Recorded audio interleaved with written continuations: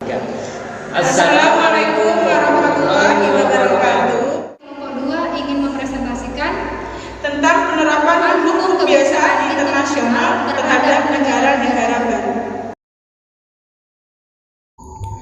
Ya, baik, langsung saja bersama saya Ahmad Sofi akan mempresentasikan tentang penerapan hukum kebiasaan internasional terhadap negara-negara baru. Pengertian hukum kebiasaan internasional merupakan salah satu aspek hukum internasional yang menyangkut asas adat istiadat.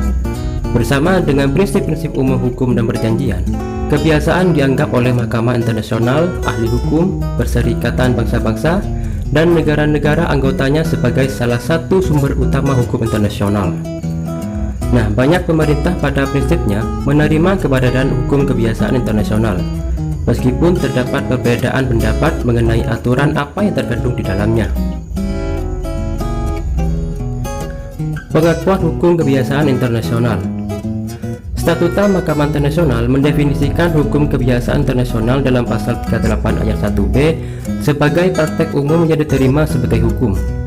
Hal ini umumnya ditentukan oleh dua faktor: praktek umum negara dan apa yang diterima negara sebagai undang-undang. Nah, ada beberapa jenis hukum kebiasaan internasional yang diakui oleh negara. Beberapa hukum kebiasaan internasional naik ke tingkat ius cogens melalui penerimaan oleh komunitas internasional sebagai hak yang tidak dapat dikurangi. Sementara hukum kebiasaan internasional lainnya mungkin hanya diikuti oleh sekelompok kecil negara. Negara biasanya terikat oleh hukum kebiasaan internasional terlepas dari apakah negara telah mengkodifikasi hukum ini di dalam negeri atau melalui perjanjian. Ya, arti dari ius cogens adalah asas dasar hukum internasional yang diakui oleh komunitas internasional sebagai norma yang tidak boleh dilanggar dalam keadaan apapun. Ius cogens ini berakar pada prinsip-prinsip hukum kodrat, dan setiap hukum yang bertentangan dengannya harus dianggap batal demi hukum. Contohnya yang termasuk berbagai kejahatan internasional, yaitu suatu negara akan dianggap melanggar hukum kebiasaan internasional jika negara tersebut mengizinkan atau terlibat dalam perbudakan, penyiksaan, genosida, perang agresi, atau kejahatan terhadap kemanusiaan. Ya, untuk penjelasan selanjutnya akan diteruskan oleh Faizah Udinoha dan Listianingrum.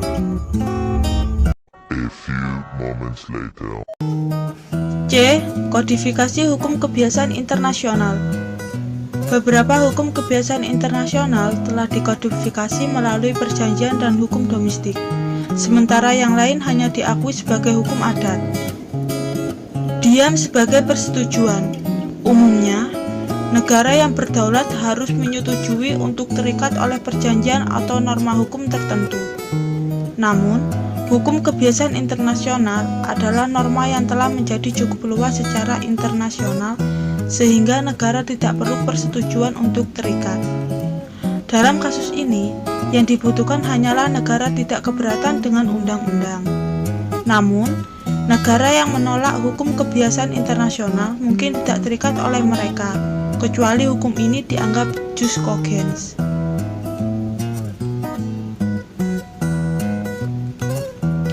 Persetujuan dan hukum kebiasaan internasional. Secara umum, dikatakan bahwa komunitas internasional adalah anarkis, karena tidak ada lapisan pemerintahan yang lebih tinggi dengan kekuasaan absolut untuk memperlakukan negara seperti warga negara. Hal ini tidak mengherankan, karena sebagian besar negara bagian dapat, jika ditekan, hanya mengandalkan diri mereka sendiri untuk bertahan hidup. Dengan demikian, negara berada dalam posisi tidak seperti individu manusia untuk menolak keuntungan dan tanggung jawab timbal balik dari partisipasi dalam komunitas di bawah hukum. Mahkamah Internasional. The Statuta Mahkamah Internasional mengakui keberadaan hukum adat internasional dalam pasal 38 ayat 1b. Dimasukkan ke dalam piagam PBB pasal 92 yang berbunyi, pengadilan yang berfungsi untuk memutuskan sesuai dengan hukum internasional seperti sebagai sengketa yang diajukan kepadanya akan berlaku kebiasaan internasional sebagai bukti dari praktek umum yang diterima sebagai hukum. Hukum kebiasaan internasional terdiri dari aturan-aturan hukum yang diturunkan dari perilaku negara yang konsisten, yang bertindak berdasarkan keyakinan bahwa hukum mengharuskan mereka untuk bertindak seperti itu. Hukum internasional kebiasaan bilateral versus multilateral. Pengakuan hukum adat yang berbeda dapat berkisar dari pengakuan bilateral sederhana atas hukum adat hingga pengakuan multilateral di seluruh dunia. Adat istiadat daerah dapat menjadi kebiasaan hukum internasional di wilayahnya masing-masing, namun tidak menjadi kebiasaan hukum internasional bagi negara di luar kawasan.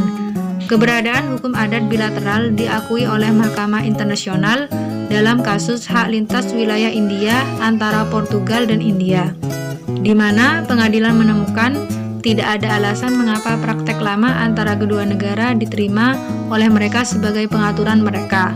Hubungan seharusnya tidak menjadi dasar hak dan kewajiban timbal balik antara kedua negara. Hukum kebiasaan internasional lainnya, contoh lain yang diterima atau diklaim sebagai hukum kebiasaan internasional termasuk kekebalan dari mengunjungi kepala negara asing dan prinsip non-refoulement. Dewan Keamanan PBB pada tahun 1993 mengadopsi Konvensi Jenewa sebagai hukum kebiasaan internasional karena sejak saat itu telah berubah menjadi hukum kebiasaan internasional.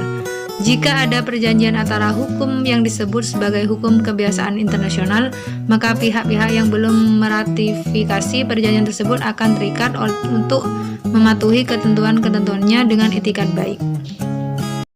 Baik, itu saja yang kami dapat sampaikan. Kurang lebihnya mohon maaf. Semoga apa yang kita bahas hari ini bisa bermanfaat bagi kita semua. Kami akhiri. Wassalamualaikum warahmatullahi wabarakatuh.